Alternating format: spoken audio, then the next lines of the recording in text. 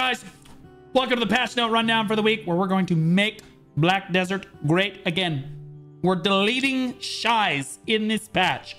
Absolutely huge. Let's get into it.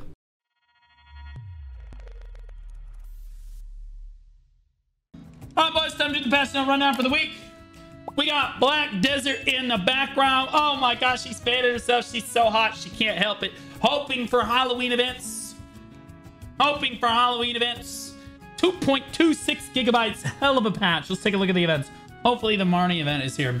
A heartfelt letter from the Valentine and Lara. Wait, it's not Valentine's Day. What are we talking about?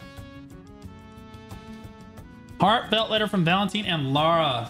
Came to visit the 10th anniversary. Will soon head back to their hometowns. Don't be sad because they prepared a small gift for you before they depart. Okay, so they're gonna give you 10 seals in your mail. All you have to do is log in and collect it from your mail. Please log in. We really need you to log in. Please just log in. Just all we need is just the numbers for the quarterly meetings coming soon. We need a little help. All right, just make sure you check your mail when you log in. Seal the Black Witch Isabella. Holy, we went over this last week. There's the thumbnail right there. That shit's crazy, bro. She's a unit. That's the demonic queen outfit, by the way. You can buy that outfit. You can have it on your character. You can look just like that. It's crazy. With the power of the frame of unknown energy, seal the Black Witch Isabella. October 24th through November 7th. Stop the Black Witch Isabella. Okay, so we talked about this in the last patch notes. The boss spawns just west of Costa Farm. This is just outside of Heidel.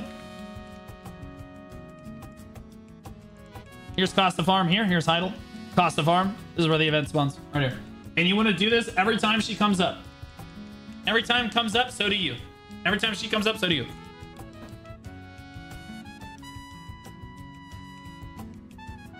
Rewards are obtainable. I'm just gonna save you the trouble. There's a bunch of really good buffs that that she drops here. All these shoulder pieces and everything. And then the goodie bags are really good. The candy, all of this stuff is good. You should absolutely go. Should absolutely go. Super good. Advice to the Valks, T9 mats, the candies, the temporary buffs, and the bags and everything are just super good.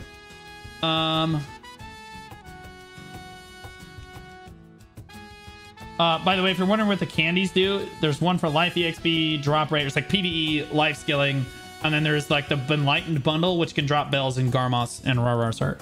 Rarar's is the hunting heart. This is a PvE game now. Yes, there's no PvP in this game. If you get caught PvPing, we report you to Jae Kim. It's just like what happens in North Korea with the same.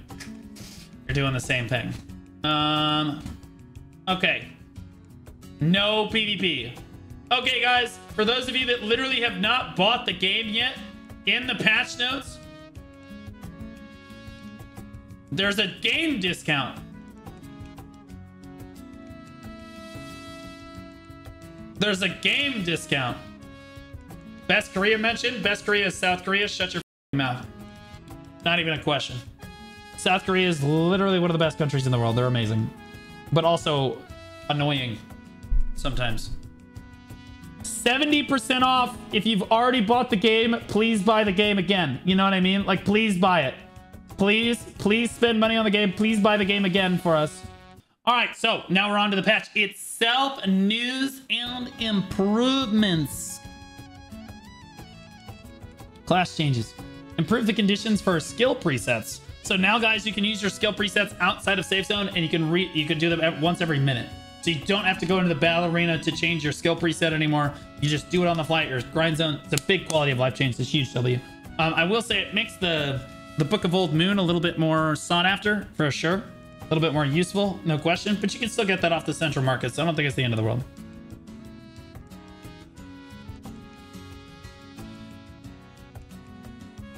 Berserker, bug fix, Musa Mewa, some bug fixes. Lon got match the skill demo and okay, so nothing. Dosa got its Black Spirit Rage skills, so we'll look at these real quick. This is your 10% here. Fire. This is your 50%, it looks like. Or no, this is your 25%. That's the water one. And then you have the leafy earth one. This is a 50% here.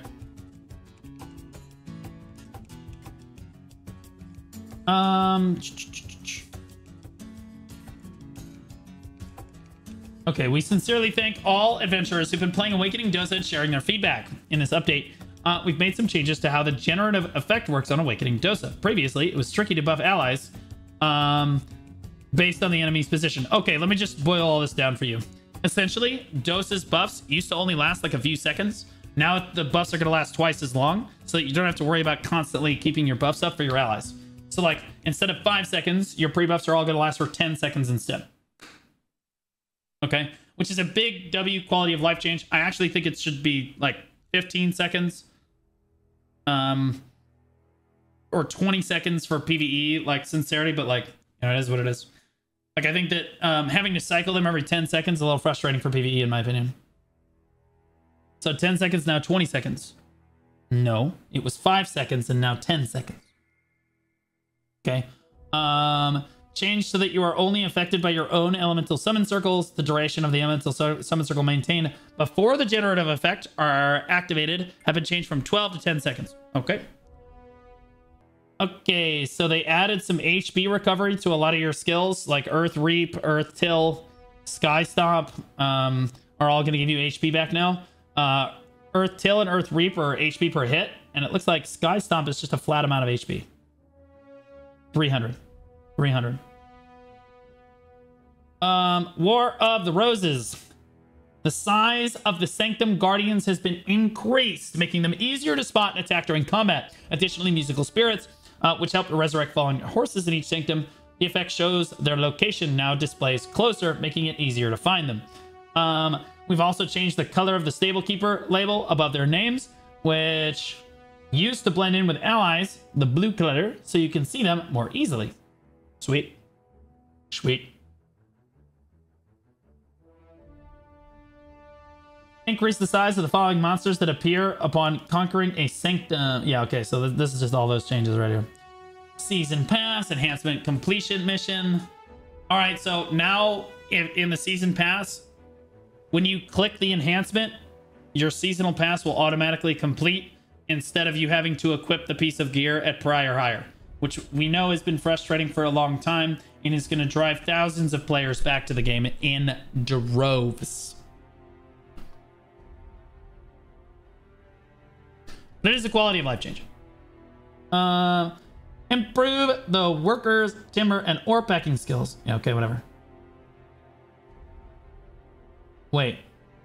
Improve the workers' timber and ore packing skills to now affect all items in the wood and mineral workshops.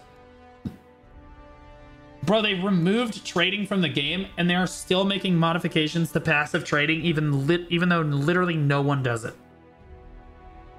This is the useless development time that I'm talking about. Like, this is crazy. Trading was removed from the game.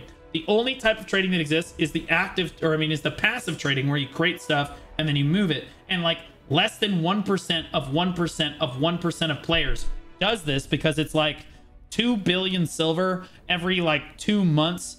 And you have to spend like probably 10 or 15 hours moving crates back and forth across the entire world in order to get it. It's like literally negative money. Nobody does this anymore, and yet they're spending time updating this crap. Like this is just like the skills for worker skills. Most people don't even know that their workers have skills. Like they're talking about these like the fish packing, like those packing skills, bro. This shit's crazy, dude. What are we doing? Dehkia's lantern. Okay, so yeah, guys, they decided that this was probably not the best spot to be putting a Dehkia's lantern. And I don't know why, to be honest. Like it's got such a big radius that you can play on. You know what I mean? Like no way they could have seen this ahead of time, but based on adventurers' feedback, they've decided to make it bigger. So here's where it is now. Gosh, way better. Nice and open. Okay, and the same thing for the other one was here. Did it actually open it? There it is. Was right here. You can see how this could be a problem with a cliff and all that other stuff going on. And then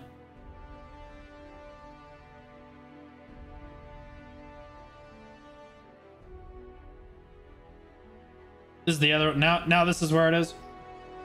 They terraformed it. Oh, I'm aware. Shouldn't have been there in the first place. Should have just been in a better spot. There's plenty of places at Cadry's that could have gone. It's also 2 feet away from the other lantern spot. This is my point. That's my point. Improve the monsters of the below areas to target the nearest enemy upon appearing. Cadry and Crescent Shrine. Okay, that's for Dehkia. Quest of Knowledge, whatever. Working on the guaranteed pen boss gear quest we received. Many requests on account. Oh. While working on the guaranteed pen boss gear requests, we received many recovery requests on account of defense gears and weapon quest mix-ups. Therefore, we've made it so both quests can't be accepted at the same time and have changed the quest wording to be clearer. Okay. Like, why don't you just tell them this is what you're gonna build and then let them build it? Like, that's what you want to do anyway. The biggest problem I think a new player has is picking the wrong piece of gear. Right? Like, if a new player picks Begs and Muskin shoes, they're kind of cooked. Like, they're kind of cooked. Like, if you pick Begs, it should force you to take Uragons. If you pick Muskins, it should force you to take Levers. Like, that's what we need. Also, Dim Tree should be removed at this point. Yeah, I agree. Like, or the conference between the two should be standardized.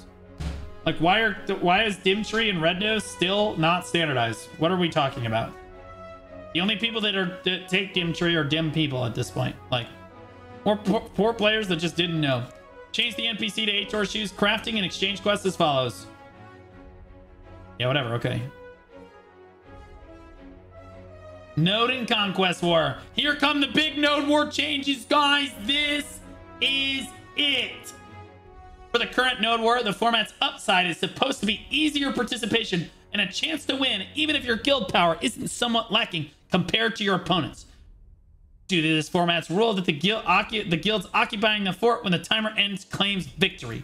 So what they're talking about here is the fact that you have to last shot the fort, and that new guilds have a chance to win even against the most powerful guild on the server because they have a chance to last hit the fort, which sounds really fun and competitive because our developers are really smart people. I can't keep doing this. However, this also prevents a downside. You think? Some guilds aim to only occupy the fort just before the timer ends to secure a win. This can be frustrating for guilds that have defended their fort the most of the war. As a result, guilds often avoid attacking and occupying forts if there's still plenty of time left. In other words, guilds like Show Nation, Digital, Corrupt, Barcode, and all the other strong guilds that used to exist on the server basically would just join the Node War, run around farming all the little guilds. The little guilds would take the forts. They don't care because they have plenty of time with the timer. So they would just run them down like grass repeatedly over and over and over again. And then 10 seconds before the end of the war, this is our fort now. Loser! Okay, yeah, so they're trying to address this issue. Okay, trying to address this issue. To address this, we're adjusting the rules to allow guilds actively we're adjusting the rules to allow guilds actively occupying a fort to win. In Node Wars with more than 3 guilds participating, if a single guild successfully holds a fort for more than 15 minutes, they can achieve final occupation, even if there's time left on the clock. My favorite part of this is that most forts don't last 15 minutes because your Node War system sucks. Okay, no one cares. This system will not work. You're morons. Additionally, at the start of the Node War, it might be challenging to reclaim a fort immediately for tasks like receiving the flag factory at base. Therefore, once the flag factory is completed, you can instantly receive a flag. Absolutely huge. For the 3 guilds that are still participating in this system worldwide, that actually might be an improvement. These changes aim to encourage more intense battles before the timer end and reduce instances where the guild loses their fort at the last moment despite holding it most of the war. Okay. Change safe zones to be removed so that all areas except for following major cities and towns become combat zones during Node and Conquest Wars. It took them 7 years. It took them 7 years. That is a good change. Balano Siege, actually playable now. Actually playable now. Certain Node War zones, Alejandro Farm, can't abuse that safe zone anymore. Thank God, guys. Now, only towns, for the most part, are going to be safe zones. So people can't just exploit safe zones during Node and Conquest War. I don't know why that it took them 7 years to get that feedback through their thick skulls, but here we are. Changed. Oh, this is a good one. Are you guys ready to be mad? This is going to make you really mad. Changed forts and annex buildings to not be affected by harmful effects like DP decrease during Node and Conquest Wars. You what? Who? Misty Haze is working on the fort and all of the items.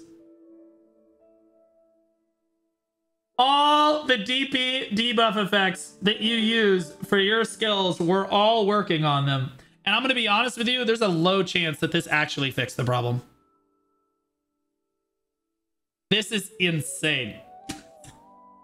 This is a crazy, crazy change, bro.